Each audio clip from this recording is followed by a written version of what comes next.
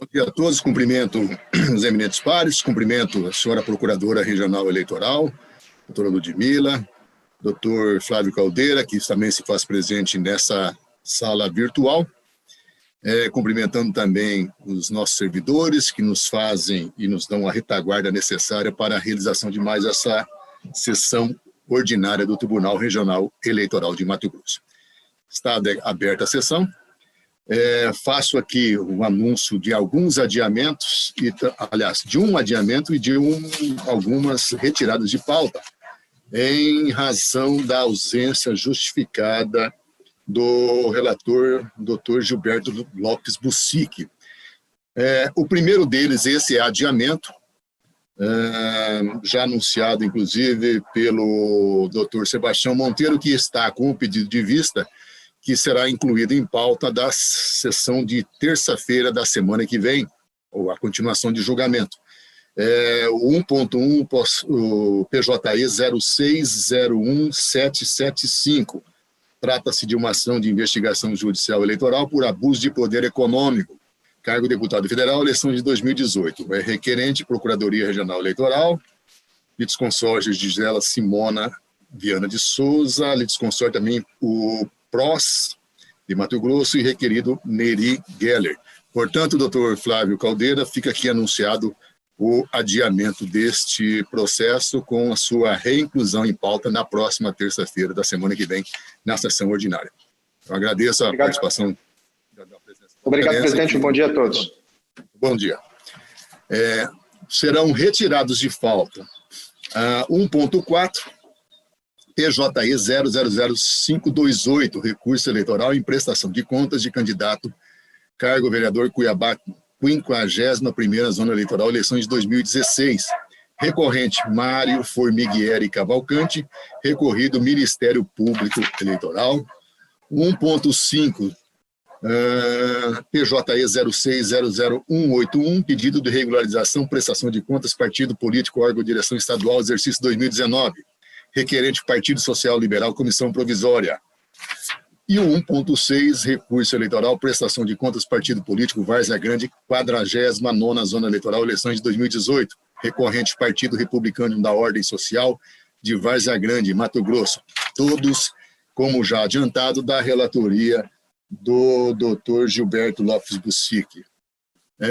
Em pauta para julgamento, o 1.2, da relatoria do desembargador Sebastião Barbosa Faria. Trata-se de prestação de contas de candidato, cargo de deputado estadual, eleições de 2018. O número PJE 0601227. O requerente nesses autos é Licínio Vieira de Almeida Júnior. A relatoria, como já adiantado, do desembargador Sebastião Barbosa Farias, a quem passo a palavra. Muito obrigado, senhor presidente. Trata-se de prestação de contas apresentada por Licínio Vieira de Almeida Júnior, candidato ao cargo de deputado estadual pelo Partido Progressistas nas eleições de 2018. Consoante certidão inserida no ID 40772, destaco que não houve impugnação à prestação de contas em exame. Após a realização de diligências, a unidade técnica desse sodalício, por intermédio do segundo parecer técnico conclusivo, opinou pela desaprovação das contas, uma vez que as impropriedades e irregularidades identificadas comprometeriam a sua confiabilidade. Instada a se manifestar, a douta Procuradoria Regional Eleitoral sugeriu a desaprovação das contas nos termos do artigo 77, inciso 3 da resolução do TSE 23.553 de 2017, e em caráter excepcional, pela devolução dos valores não comprovados aos fundos de saúde para o combate à pandemia da Covid-19. É o brevíssimo relatório, eminentes pares. Ouça a senhora Procuradora. Excelência, a manifestação... Ludmila, por favor, se a senhora puder... Nós estamos com problema no som, não estamos chegando o som.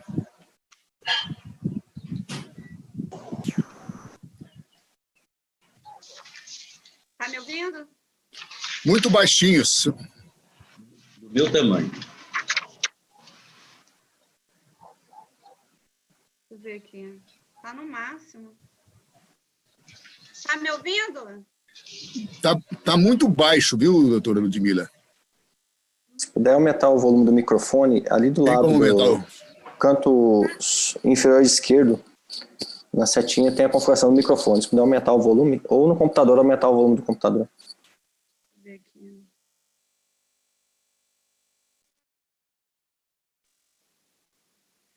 Acho que está no máximo.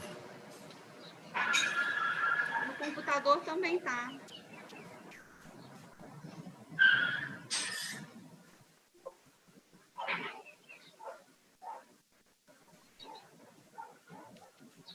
Deixa eu ver, é o Darienzo. Oi, Darienzo. Vamos aguardar um minutinho. O Darienzo está passando as instruções para que ela possa ajustar o microfone e já damos sequência.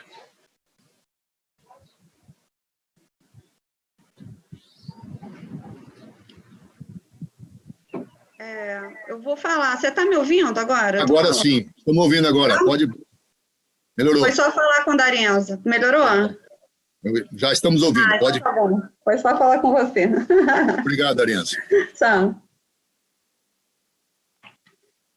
Não, mas foi só ele falar, porque eu não nem mexi. Ótimo. Deixa eu voltar. Não, então, a manifestação ministerial realmente é pela desaprovação das contas. São muitas irregularidades.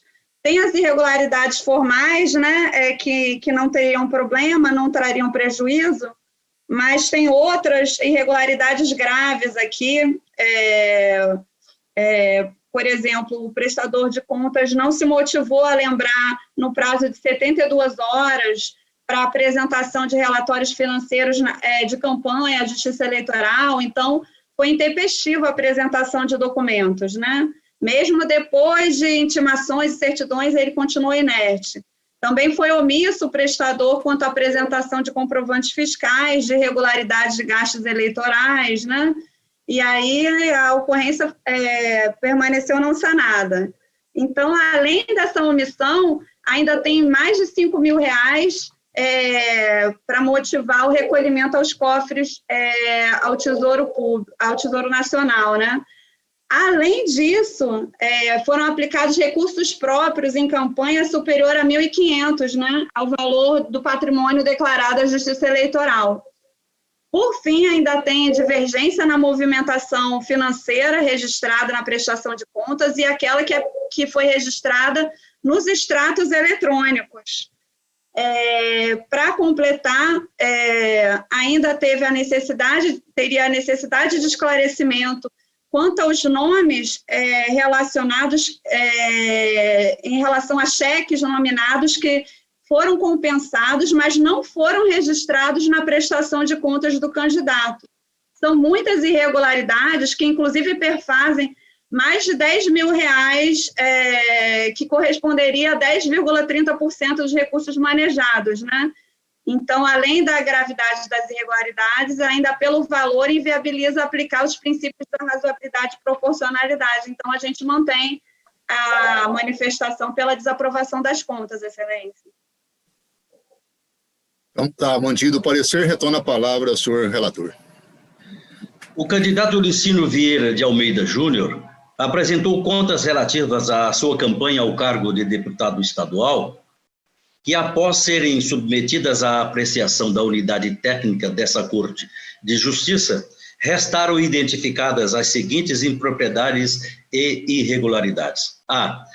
Houve descumprimento quanto à entrega dos relatórios financeiros de campanha no prazo estabelecido pela legislação eleitoral em relação a algumas doações, o que contraria o disposto no artigo 50.1 da resolução do TSE 23.553. B. Alguns gastos realizados com recursos do fundo partidário não ficaram devidamente comprovados diante da não apresentação dos documentos fiscais solicitados, em desacordo com o artigo 56 da resolução já muitas vezes citada. C. não foram suficientemente comprovadas algumas despesas realizadas com recursos do Fundo Especial de Financiamento de Campanha, conforme determina o artigo 56 da aludida resolução. D. Foram detectados gastos eleitorais realizados em data anterior à data inicial de entrega de prestação de contas parcial, mas não informados à época, o que viola a regra contida no artigo 50, parágrafo 6º, da mesma resolução do TSE. E os recursos próprios aplicados em campanha superam o valor do patrimônio declarado por ocasião do registro da candidatura, o que pode revelar indícios desses recursos de origem não identificada. Aí trago os artigos e incisos da resolução. F. Há divergência na movimentação financeira registrada nessa prestação e aquela descrita nos extratos eletrônicos da conta bancária, doações para a campanha, Banco do Brasil, agência 4043, conta número tal, em desacordo com o que estabelece o artigo 56.1, G e inciso 2, a linha A da resolução 23.553. G. Há divergências na movimentação anotada na prestação de contas e aquela registrada nos extratos eletrônicos da conta bancária do fundo partidário, em desconformidade com o disposto no artigo 56.1, também da resolução. E digo, de início, registro que as ocorrências descritas nas alíneas A, E, D, apontadas pela auditoria técnica e corroboradas pelo Ministério Público Eleitoral, são de ordem meramente formal, que não comprometem a fiscalização e o controle realizados pela Justiça Eleitoral, razão pela qual merecem tão somente a anotação de ressalvas. Quanto às inconsistências descritas nas alíneas B e C, a auditoria registra que não foram regularmente comprovadas as seguintes despesas realizadas com recursos do fundo partidário e do Fundo Especial de Financiamento de Campanha.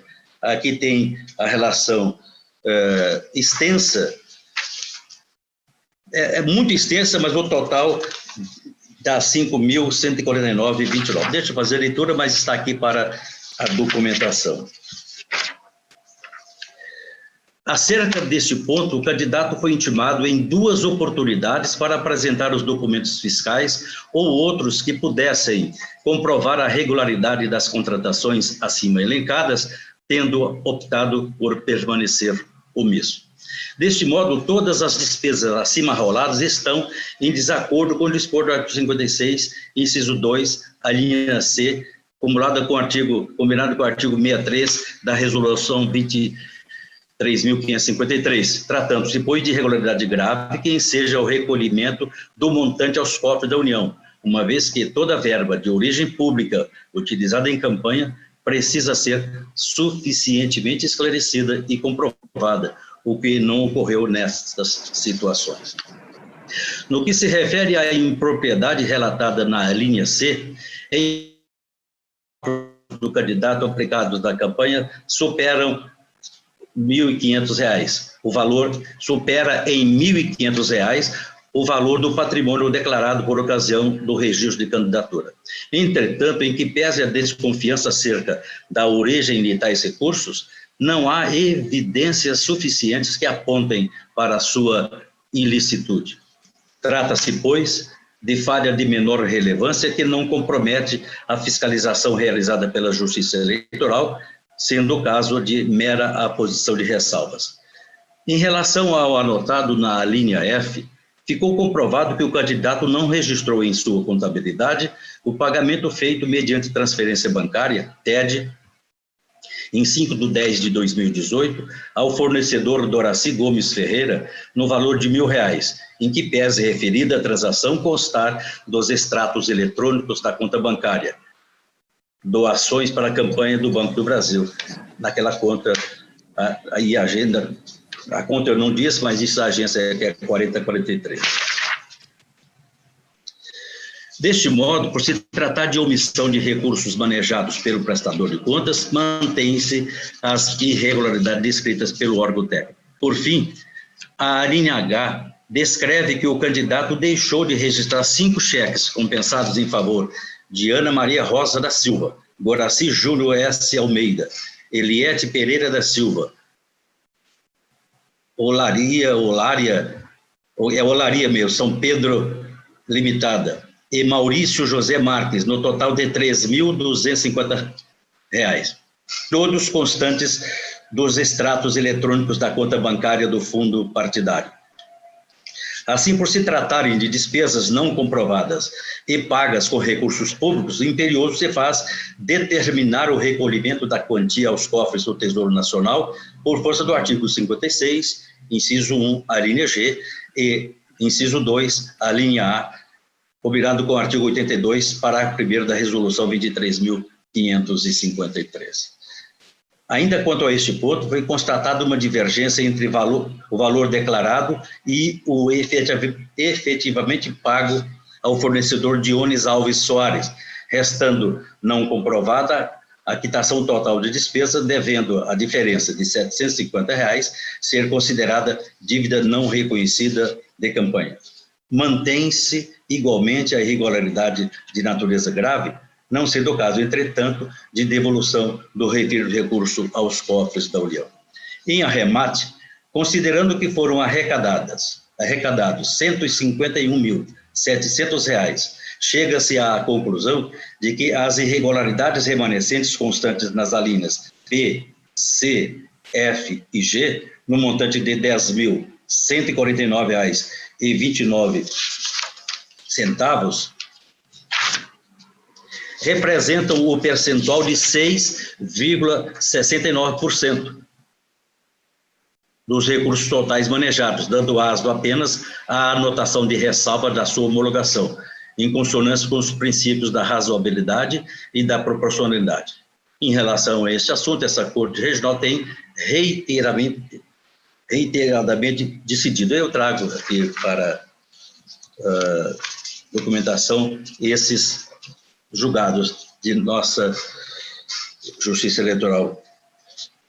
Ainda, como sobredito, nas alíneas B, C, H, primeira parte, o requerente não comprovou a utilização de R$ 8.399,29 dos recursos de origem pública, o FEFEC, sendo imperioso determinar-se o recolhimento integral do montante aos corpos da União na forma prescrita no artigo 82, parágrafo 1º da Resolução 23.553.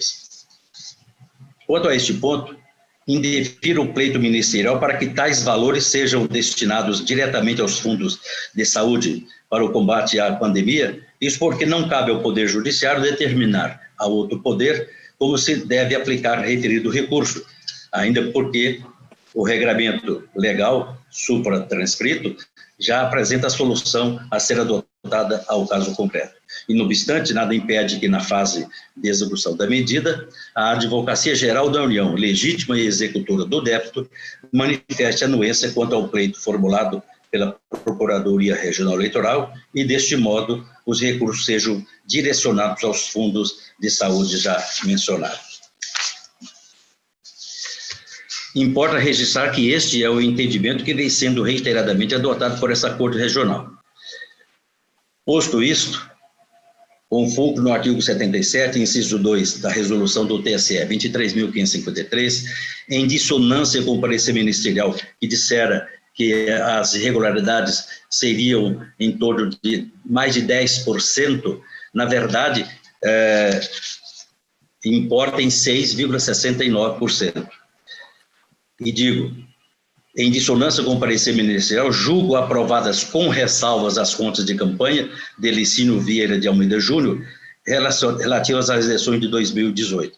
Em consequência, determino o recolhimento ao Tesouro Nacional do montante de R$ 8.399,29, tendo em vista a não comprovação dos recursos oriundos do fundo partidário e do FEFEC, na forma do artigo 82, parágrafos 1º e 2º da aludida resolução 23.553. É como voto, senhor presidente e eminentes pares. Vota o doutor Sebastião Monteiro. Senhor presidente, eu acompanho o relator. Doutor Fábio Henrique. Relator, senhor presidente. Doutor Bruno de Oliveira. O relator, senhor presidente. Doutor Jackson. Com o relator, presidente. Doutor Ednei.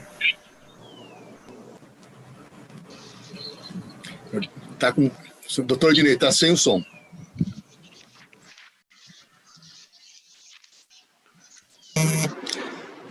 Voto com... Está ouvindo agora? Estão ouvindo? Sim, agora sim. Voto sim. Com o relator, só gostaria de fazer uma pequena consideração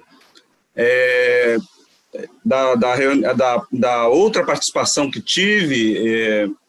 Falei a respeito dessa flexibilização da norma, sobre o prisma de um fundamento da República, que é o princípio da dignidade da pessoa humana, sobre um dever do Estado, artigo 196 da Constituição, no sentido da saúde ser um dever do Estado, né? Então, eu só gostaria de fazer essa complementação. Eu acho que o voto agora ficou bem completo nessa fase da execução, ressalvou. Eu estou perfeitamente de acordo. Acho que esse é o motivo, é o momento, até porque a União não participou. Então, acredito que qualquer julgado que a União não tenha participado, não tenha efetivado o contraditório, seria uma decisão surpresa, e o direito não permite decisões surpresas. Mas eu ressalto aqui que, até mesmo resgatando o sentido sociológico da Constituição, pregado por La Salle, em que existem duas constituições, uma que expressa os fatores reais de poder e outra que seria uma simples folha de papel, ela estando desvinculada desses fatores reais de poder.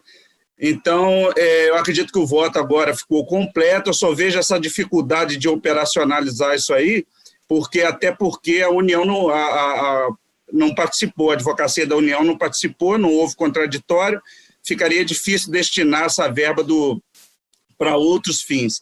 Mas eu entendo que, devido à excepcionalidade, até poderia ser possível, assim como a gente está verificando aí na televisão, até a lei de responsabilidade fiscal vem sendo flexibilizada. Se a Constituição é a lei máxima e se ela garante direitos, como o direito à vida, que é um direito que está num patamar maior, assim, o simples formalismo legal não poderia fazer dela uma simples folha de papel em seu sentido sociológico. Mas eu estou de acordo com o relator, que garante aí numa execução aí, né, um contraditório, e assim, se for, ouvindo a União, se assim for, destinar esses valores aí para a pandemia. Tá certo? Como voto, acompanha o relator na íntegra. O resultado do tribunal, a unanimidade de votos, aprovou com ressalvas as contas do candidato nos termos do voto do doutor relator, em dissonância com o parecer ministerial. Doutor Bruno de Oliveira, 1.3 PJE 06.00041. Há um recurso eleitoral, filiação partidária, lista especial, 41ª Zona Eleitoral de Araputanga. Recorrente João Raposa Filho. Recorrido juízo da 41ª Zona Eleitoral de Araputanga. Vossa Excelência, relator, com a palavra. Obrigado, senhor presidente, eminentes pares, doutora Ludmila, procuradora regional eleitoral, que sempre nos honra com esse sotaque carioca, né? A gente fica com vontade, lembra daquelas belas praias do Rio de Janeiro com a doutora Ludmila aqui conosco. Tudo bem, senhor presidente. Cuida-se de recurso eleitoral interposto por João Raposa Filho, contra a sentença proferida pelo juiz da 41ª Zona Eleitoral de Araputanga, que julgou improcedente pedido de inclusão de seu nome na lista especial de filiados do PSDB do município de Figueirópolis. Em suas razões, o recorrente alega que é filiado ao PSDB desde 2005 e que pediu a sua desfiliação porque estava na expectativa de ingressar em um novo partido que não foi aprovado. Ele sustenta que alega ainda que apenas... Então ele pediu a desfiliação, mas em tempo hábil pediu a nova filiação ao partido, que foi deferido pela agremiação partidária. Ele sustenta que em 15/6 recebeu informação de que seu nome não havia sido incluído na lista especial da agremiação devido a problemas na senha de acesso ao Filia Web, motivo que o levou a pleitear por determinado ao partido que o mesmo incluísse seu nome na lista especial de filiados, para que assim pudesse disputar o cargo eletivo nas eleições vindouras, ou, alternativamente, que o próprio cartório providenciasse a medida. Assenta que o juiz indeferiu, informando que o pedido foi feito intempestivamente. Ele indaga também se, em razão da emenda constitucional 107, decorrente da PEC 1820, se esses prazos não teriam sido elastecidos. O juízo, então, julgou improcedente o pedido, manteve a sentença em juízo de retratação, encontra razões recursais, o Ministério Público de origem não contrarrazou o recurso, e aqui, em segunda instância, a douta Procuradoria Regional Eleitoral opinou pelo desprovimento do recurso. É o relatório, senhor presidente. Senhora Procuradora? Excelência, conforme o doutor Bruno, né, excelentíssimo doutor Bruno falou, o Ministério Público mantém o entendimento pelo desprovimento do recurso, porque intempestivo, né, só foi apresentado em 22 de junho de 2020, o prazo seria até 16/6/2020, né, conforme a portaria TSE 357, e é importante destacar que esse vem sendo o entendimento contemplado por essa Egrégia Corte em casos análogos. Já fizemos outras sessões que o objeto é o mesmo e é contemplando esse entendimento ministerial, como a PRE vota. Se manifesta. Retorno, então, a palavra ao senhor relator. Senhor presidente, Mendes Pares, nós votamos um caso análogo a esse, o filiado apenas, que era outro, salvo engano, na semana passada. O fato aqui é o seguinte: ele pediu a desfiliação partidária porque ele pretendia ingressar em um outro partido. Ele pediu a desfiliação tempestivamente e depois viu que o partido não foi adiante, e aí ele pediu retorno aos quadros do PSDB de Figueirópolis. Pediu também tempestivamente. O partido deveria encaminhar essa relação ordinária, que eles chamam, que é feita que é incluída pelo partido, a inclusão do filiado web, até 15/4/2020. 15/4/2020. O partido, antes desse prazo de 15/4, em 2/4/2020, comunicou ao recorrente que, em razão do diretório municipal não estar completo, a resolução nega acesso ao diretório municipal, que não está completo, e lá estava sem o presidente, o acesso ao filial web. Então, o que o interessado deveria fazer? Pedir para a direção estadual fazer a inclusão, era simples. Pedir para a direção estadual fazer a inclusão. Então, o partido comunicou ele em 2/4.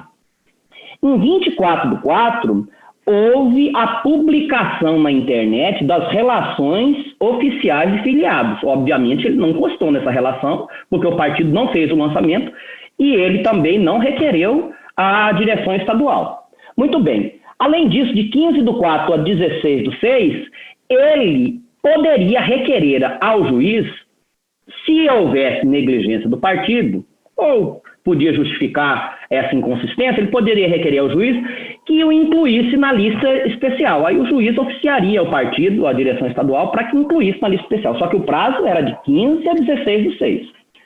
Ocorre que apenas em 22/6, o recorrente noticiou ao juízo eleitoral que ele não havia sido incluído pelo partido, noticiando o que nós vimos nas razões recursais, negligência do partido, etc. Mas com a devida vênia, a negligência foi dele, não foi do partido, né? O prazo, eu registro em Mendes Pares, que o prazo para fechamento do cadastro de filiações pelos cartórios se deu em 19/6/2020. O pedido dele foi em 22/6. Então, decidiu acertadamente, no meu sentir, o juiz de primeiro grau, razão pela qual, em consonância com a manifestação da douta Procuradoria, eu estou improvendo o recurso. É como voto, senhor presidente. Vota doutor Jacques Coutinho. Como relator. Doutora Ednei.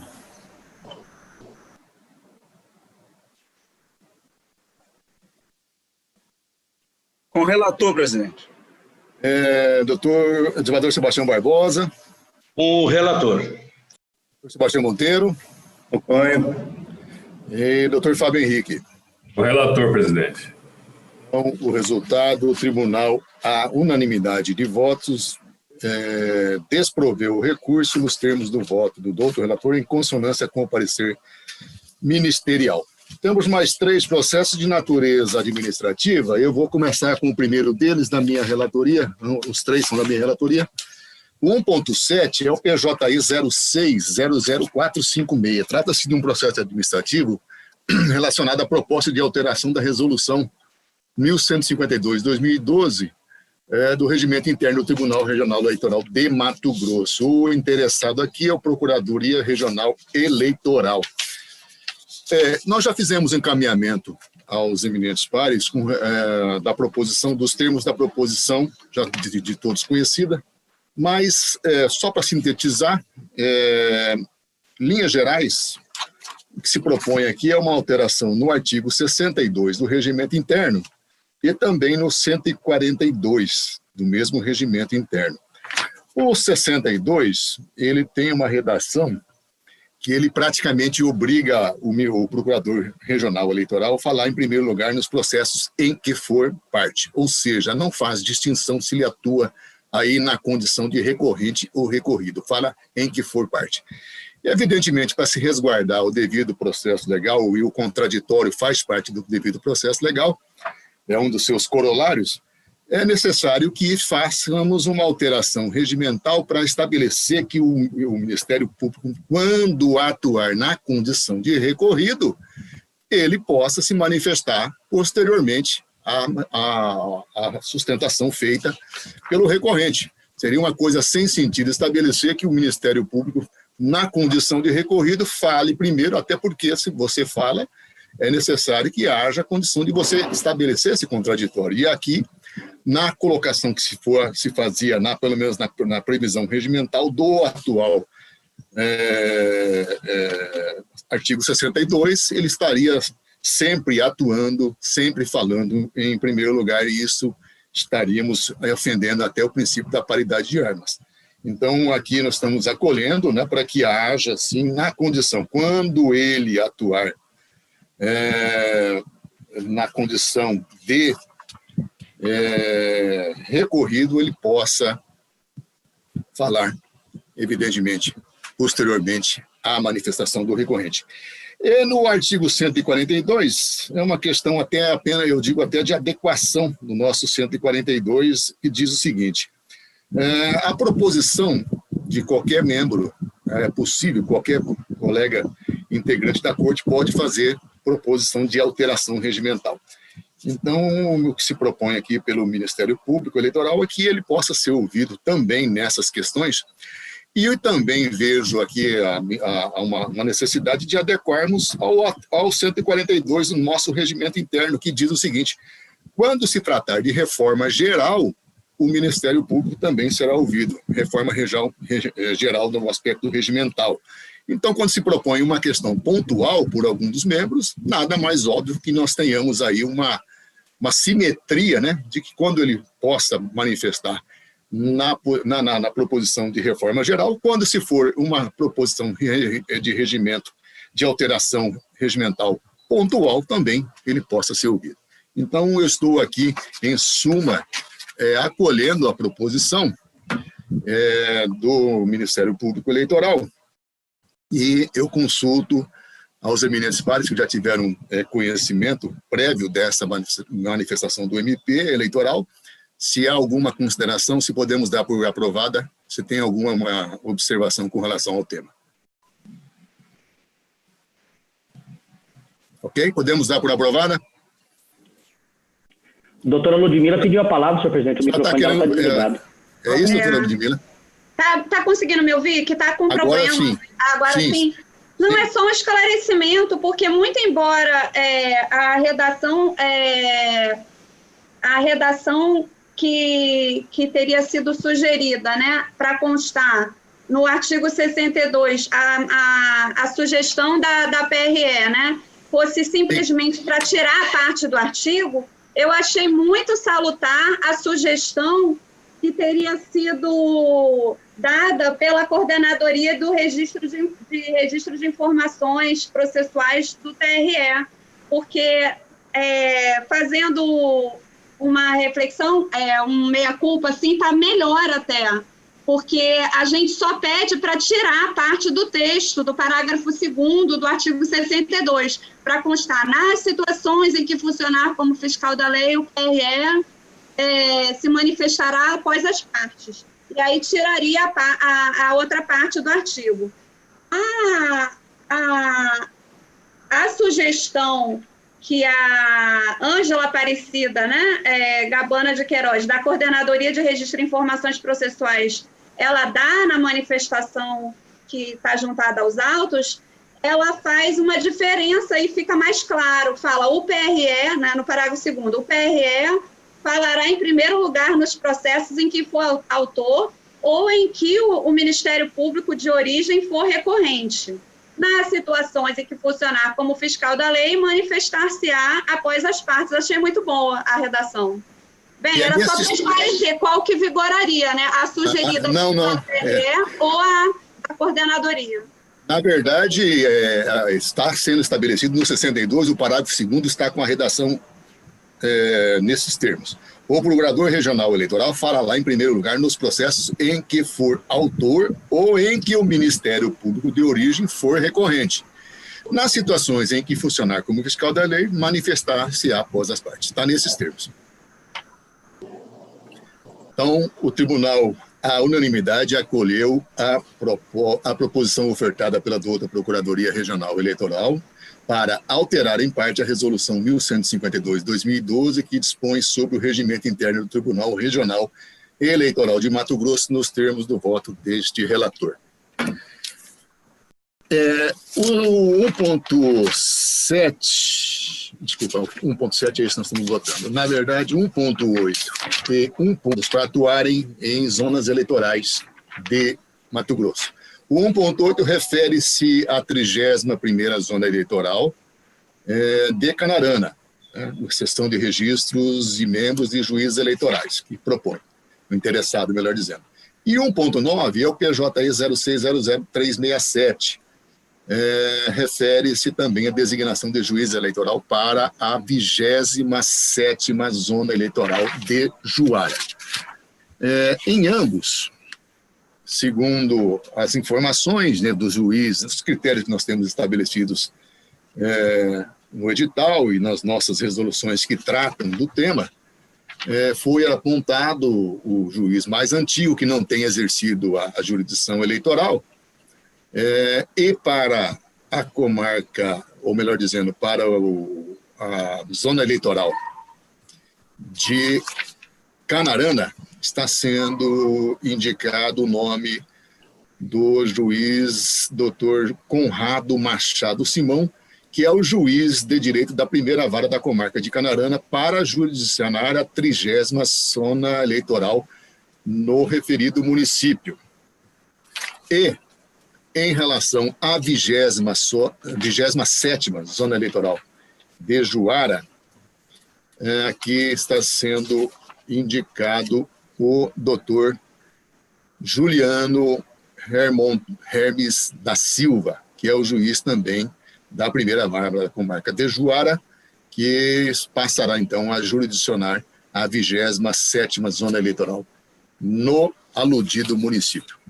Alguma manifestação dos colegas, contrariedade em relação a essas designações? Podemos dar então por aprovada? Então, para o 1.8, eu vou só, fica aprovada, né, designação à unanimidade do Dr. Conrado Machado Simão para a 31ª Zona Eleitoral. E no 1.9 fica, então, também aprovada à unanimidade a designação do Dr. Juliano Hermes da Silva para a 27ª Zona Eleitoral de Juara. Eminentes pares, é o que tínhamos hoje em pauta. Eu agradeço a participação de todos e convido a todos para que estejamos juntos na próxima sessão já estabelecida para quinta-feira, neste mesmo horário. Muito obrigado a todos. Está encerrada a sessão.